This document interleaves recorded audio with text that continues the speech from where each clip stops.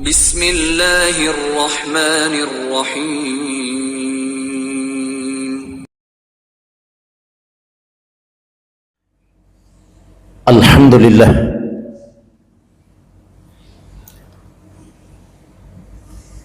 Alhamdulillahilladzi an'amana bi ni'matil iman wal islam. Wa hiya a'dhamul ni'am. Asyhadu an la ilaha illallah wahdahu la syarika lah. Wa asyhadu anna Muhammadan abduhu wa rasuluhu la nabiyya ba'dah. Allahumma salli wa sallim ala sayyidina Muhammadin wa ala alihi wa ashabihil mujahidin at-tahirin. Amma ba'du, fa ya ayyuhal hadirun, usikum wa iyaya bittaqwallah, faqad fazal muttaqun. Qala Allah Ta'ala fi kitabihil azizul karim, a'udzu billahi minasyaitonir rajim. Bismillahirrahmanirrahim. Ya ayyuhalladzina amanu taqullaha ittaqullaha haqqa tuqatih wa la tamutunna illa wa antum muslimun. Wa qala aidan,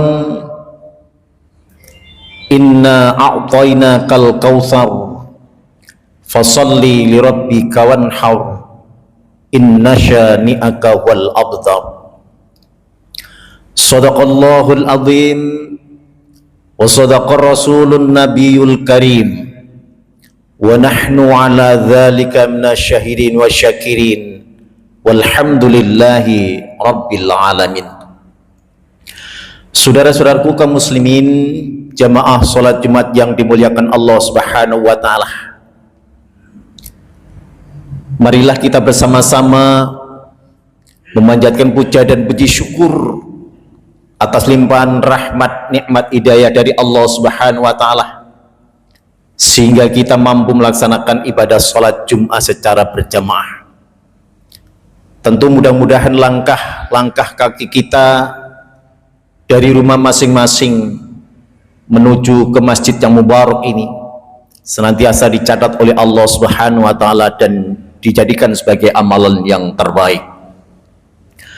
Salawat serta salam senantiasa terlimpah kepada baginda Rasulullah Muhammad sallallahu alaihi wasallam, seorang nabi akhir zaman yang tentu kita harapkan syafaatnya, dan mudah-mudahan ketika kita nanti di akhir hayat kita, mudah-mudahan kita senantiasa mendapatkan syafaat dari baginda Rasulullah Muhammad sallallahu alaihi wasallam.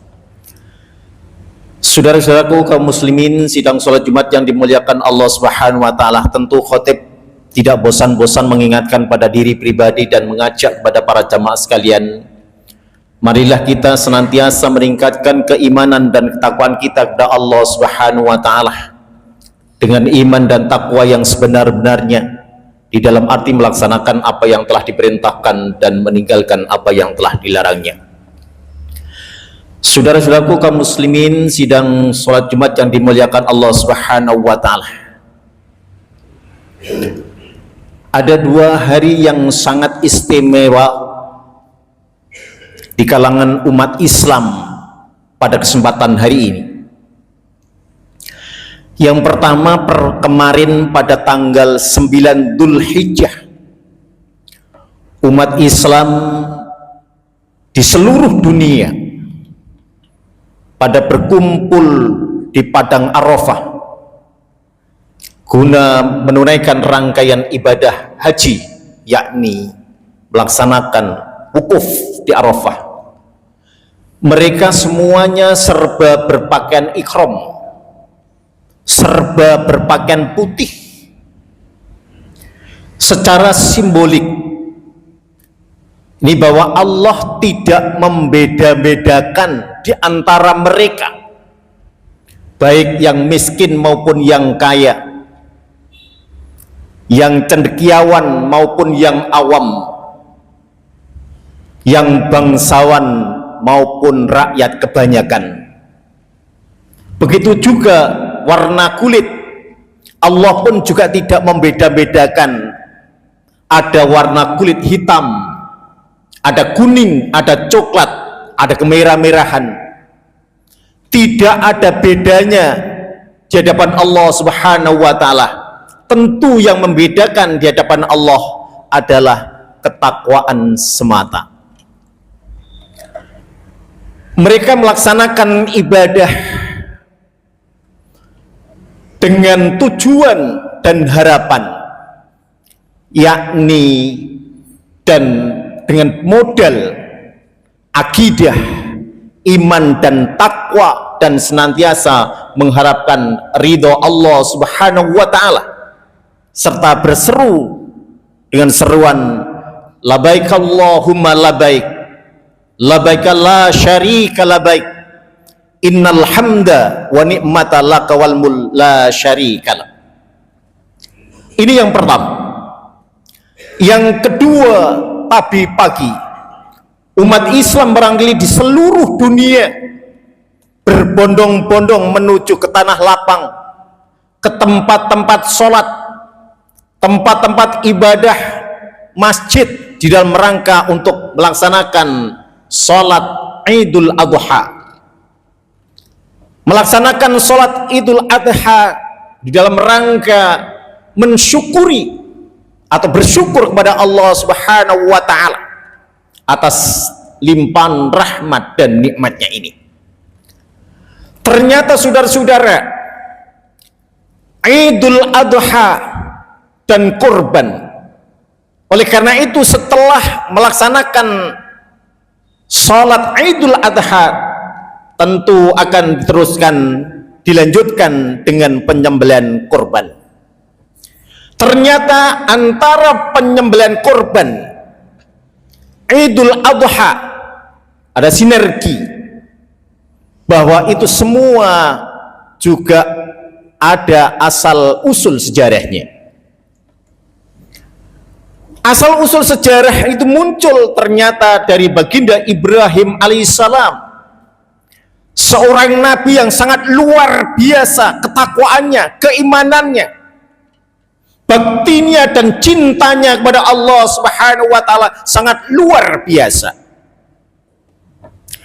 Cintanya kepada sesuatu yang dimiliki, cintanya kepada hartanya, cintanya tidak sama keluarganya tidak mengalahkan cintanya kepada Allah Subhanahu wa ta'ala. Oleh karena itu, karena bakti, ketaatan dan cinta kepada Allah baginda Ibrahim alaihissalam, sampai-sampai Ibrahim diberikan anugerah yakni Khalilullah. Ternyata anugerah yang telah diberikan oleh Allah kepada Ibrahim ini, malaikat protes, wahai Allah, kenapa Ibrahim kau anugerahkan Khalilullah sebagai kekasihmu? Bukankah di dalam kehidupan Ibrahim ini lebih banyak mementingkan urusan keluarga? Bukankah Ibrahim lebih banyak mementingkan urusan harta? Ternyata dijawab oleh Allah,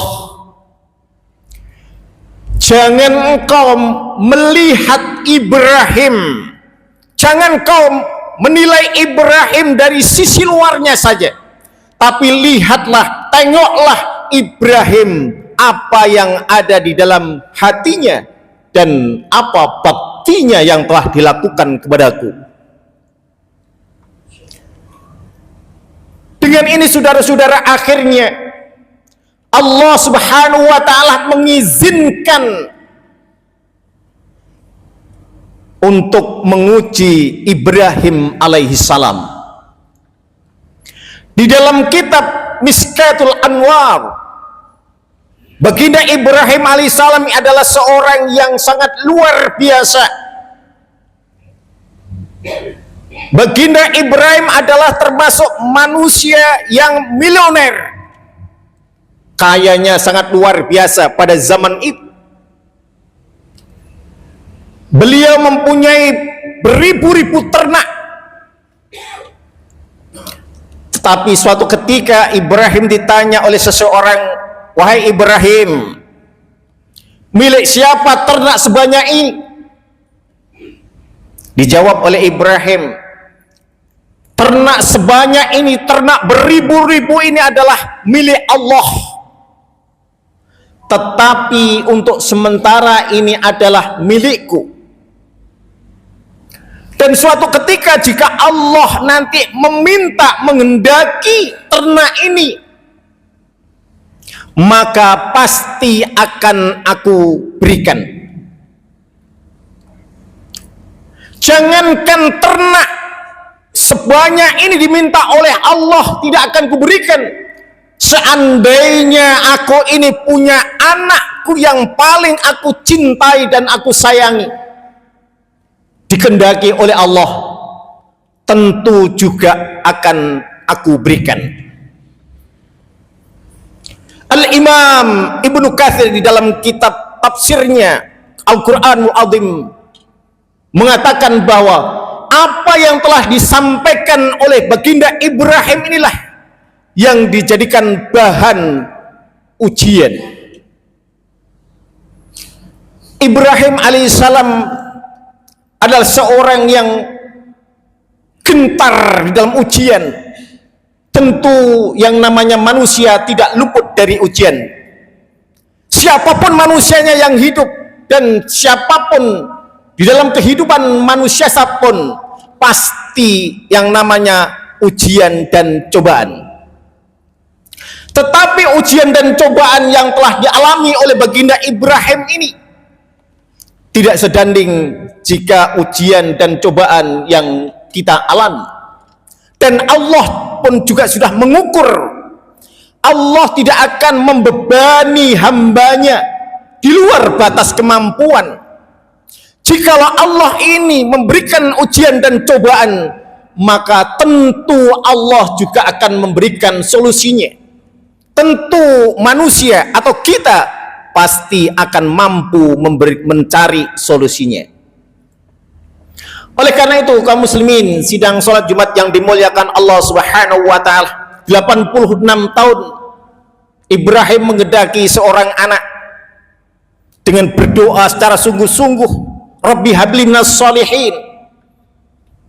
Tetapi apa saudara-saudara, dengan doa yang sungguh-sungguh yang telah dipanjatkan oleh baginda Ibrahim, ternyata Allah memberikan kabar gembira. Fabasarnahu bigulamin halim. Allah memberikan keturunan seorang anak yang ganteng dan soleh.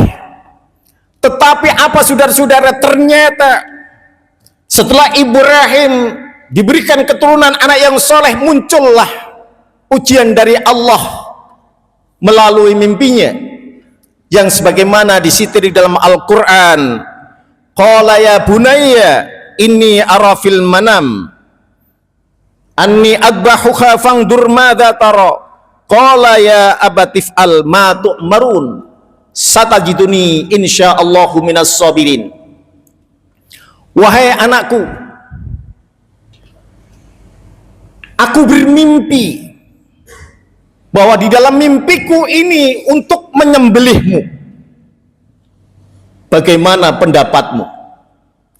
Ini barangkali bisa kita jadikan pelajar manakala ketika ada sesuatu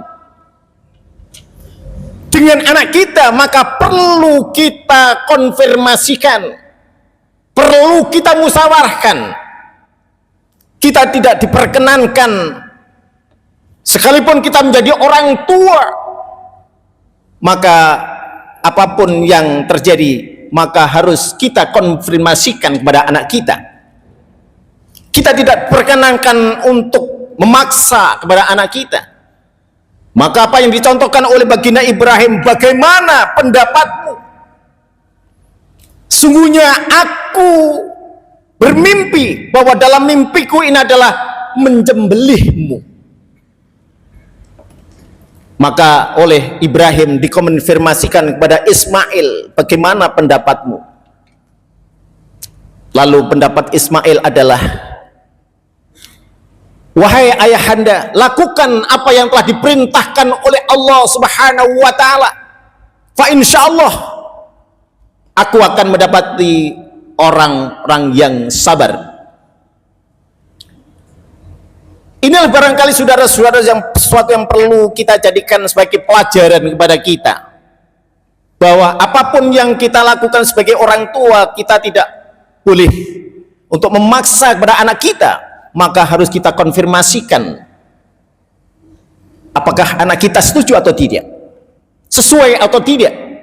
Nah, lalu setelah keduanya sudah betul-betul mempunyai ketenangan untuk melaksanakan pengorbanan ini, memang ketika seseorang ingin menjadi mulia, berhasil, sukses, tentu tidak bisa begitu saja tanpa dengan adanya pengorbanan. Kesuksesan tanpa pengorbanan, saya kira bisa, tetapi kemungkinan akan sulit dan lambat. Tetapi jika orang itu gemar berkorban, fa insyaallah apapun yang diminta akan diberikan oleh Allah Subhanahu wa taala. Bahkan Allah akan memberikan sesuatu yang lebih. Lalu ketika keduanya ini sudah berserah diri, seraya sang Ismail dan Ibrahim menuju ke suatu tempat, dan Ismail mengatakan, wahai ayahanda, ikatlah tangan dan kakiku ini supaya aku tidak bisa ngapain. Lalu hadapkan mukaku ke dalam tanah supaya ayah tidak merasa kasihan, dan lepaskan bajuku supaya tidak kena darah, dan tolong sampaikan kepada ibuku bahwa aku akan dilindungi oleh Allah Subhanahu wa taala. Lalu apa saudara-saudara terjadi berikutnya? Bahwa ketika keduanya itu sudah pasrah, betul pasrah, semata-mata taat dan cinta kepada Allah Subhanahu wa taala, ketika Ismail dibaringkan di atas batu, sementara pedang sudah di atas leher, dan ketika pedang itu digoreskan di leher Ismail, ternyata pedang itu tidak mampu menembus leher Ismail. Begitu semakin pedang itu ditekan, ternyata pedang itu berbalik. Semakin ditekan, pedang itu terbalik. Akhirnya Ibrahim menyabetkan pedangnya ke sebuah batu yang keras. Dengan ajaib, batu itu bisa pecah. Melihat kejadian semacam itu, seraya Ibrahim bertanya kepada sang pedang, wahai sang pedang, kenapa engkau mampu membelah batu yang keras ini, tetapi kau tidak mampu menggores leher anakku Ismail? Ternyata dengan ajaib,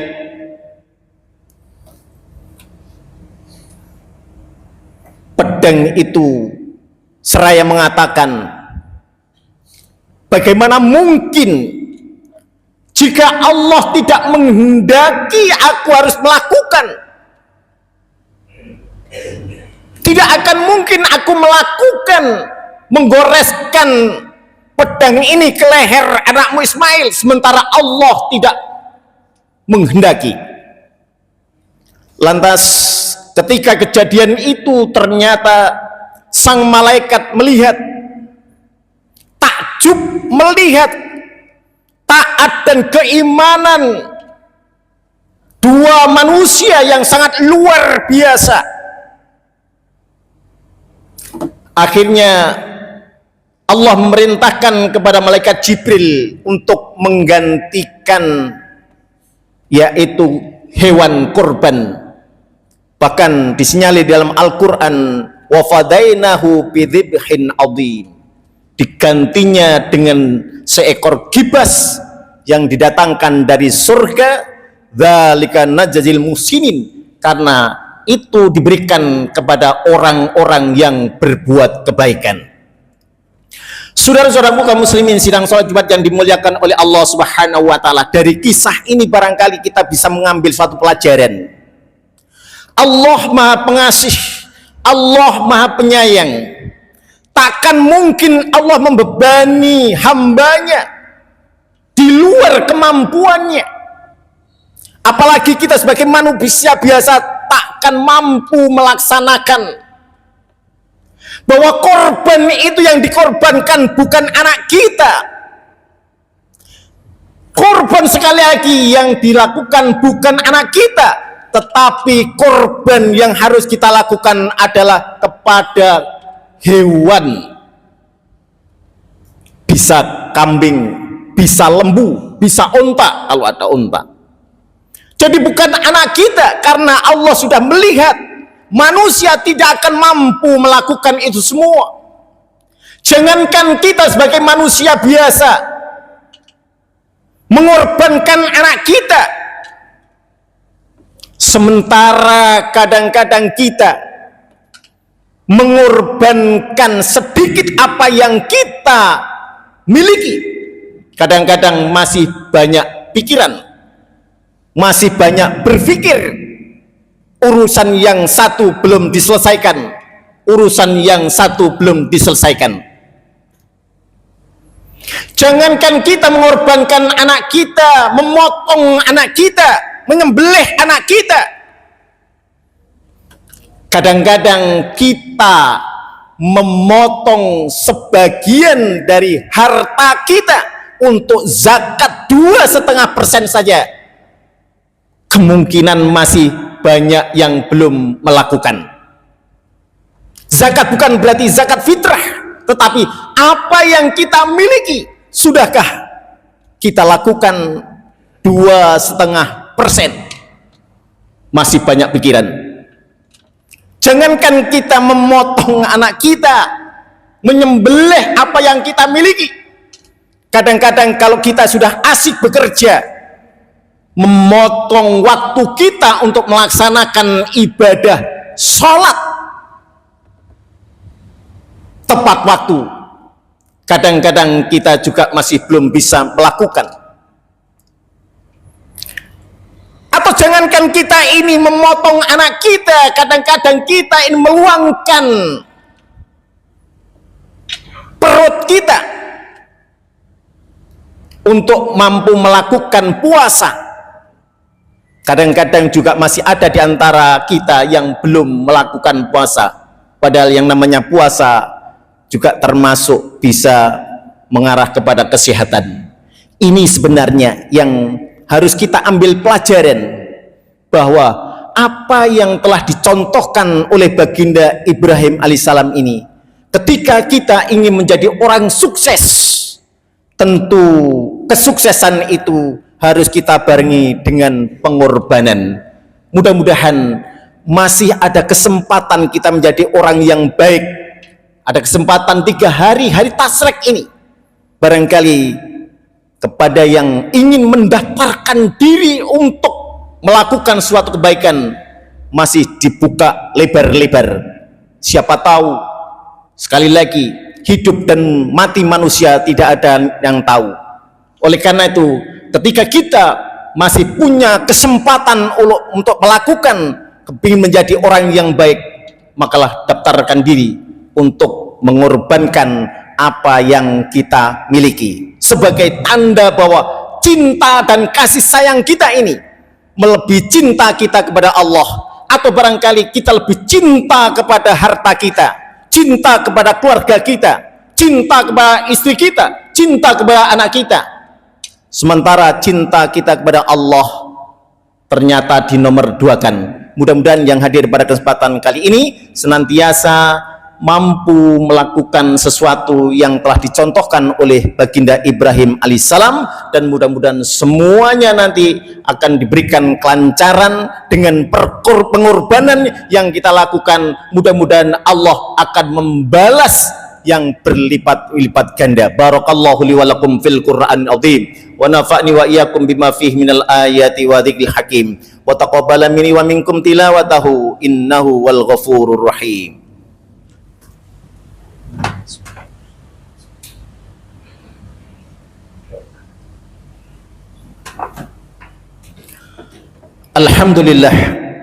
Alhamdulillahilladzi hadana li hadza wa ma kunna linahtadiya laula an hadanallah. May yahdihillahu fala mudhillalah wa may yudlil fala hadiyalah. Asyhadu an la ilaha illallah wahdahu la syarikalah wa asyhadu anna Muhammadan abduhu wa rasuluhu la nabiyya ba'dah. Allahumma shalli wa sallim ala sayyidina Muhammadin wa ala ali sayyidina Muhammad walhamdulillahi rabbil alamin. Qala Allah ta'ala fi kitabihil azizul karim. A'udzu billahi minasyaitonir rajim. Bismillahirrahmanirrahim. Rabbi habli minas solihin fa fajarnahu bi ghulamin halim. Innallaha wa malaikatahu yusholluna 'alan nabi ya ayyuhalladzina amanu shallu 'alaihi wa sallimu taslima. Allahumma ighfir lil muslimina wal muslimat wal mu'minina wal mu'minat al ahya'i minhum wal amwat innaka sami'un qaribun mujibud da'wat wa ya khadiyal hajat ya rabbal alamin. Rabbana ighfir lana wa li ikhwanina alladhina sabaquna bil iman wa la taj'al fi qulubina illa lil ladzina amanu rabbana innaka raufur rahim. Allahumma inna nas'aluka min jahdil bala wa darkis syaqa wa su'il qada was samatatil a'da. Allahumma rabbana atina fid dunya hasanah wa fil akhirati hasanah wa qina adzaban nar wa qina adzaban nar wa qina adzaban nar wa adkhilnal jannata ma'al abrar ya aziz ya ghafar ya rabbal alamin. Wa sallallahu ala sayyidina Muhammadin wa ala alihi wa sahbihi wa barik wa sallim ajma'in walhamdulillahi rabbil alamin. Ibadallah, innallaha ya'muru bil adli wal ihsan wa ita'i dzil qurba wa yanha 'anil fahsya'i wal munkar wal baghi ya'idzukum la'allakum tadhakkarun washkuruhu wa la ni'am yazidkum wa la dzikrullahil akbar.